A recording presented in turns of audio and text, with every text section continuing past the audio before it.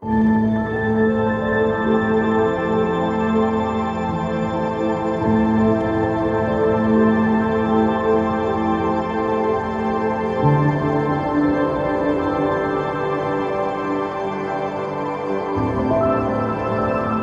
într-un centru care s-a creat într-un timp foarte scurt pentru primirea pacienților pozitiv cu SARS-CoV-2 sau, cum zicem, boala COVID-19 și care este realizat în mod deosebit pentru pacienții cu simptomatologie ușoară sau care nu sunt simptomatici. Este un centru cu 350 de paturi, devine mult mai ușor gestionarea lui pentru că avem și tehnologia în spate, de la tehnologia informației până la roboți care fac dezinfecție, la roboți care pot să distribuie apă, mâncare, la roboți care pot să răspundă la unele întrebări. Deci cred că în aceste situații, chiar dacă sunt realizate pentru dezastre, tehnologia rămâne foarte importantă și vine în sprijin și poate să reducă nevoia de personal în astfel de centru.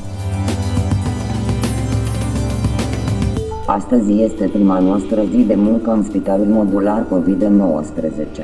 Elena, tu le vei da informații logistice pacienților. Amelia, tu le vei servi alimente și cafea. Iar Roni, tu vei dezinfecta secția de terapie intensivă. Și tu ce vei face, Escu? Eu voi întâmpina pacienții când vin, pentru a-i face să zâmbească puțin. Am înțeles. Hai, la treabă!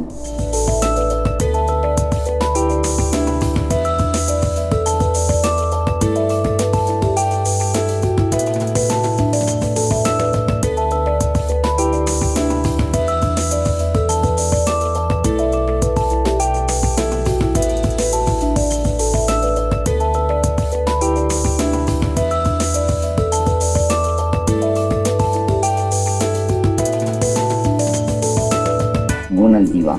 Numele meu este Escu. Îmi pare rău că ați ajuns în acest centru, însă ne vom depune tot efortul să vă facem șederea cât mai ușoară.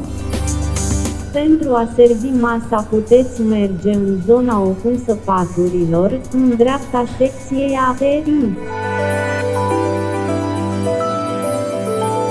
Bucharest Robots a dorit să ajute Departamentul pentru Situații de Urgență. Astăzi, în mijlocul acestei pandemii, ne dăm seama mai mult decât oricând ce pot face roboții pentru noi. Roboții pot salva vieți. Cu acest gând în minte, Bucharest Robots este aici să ajute să se întâmple acest lucru.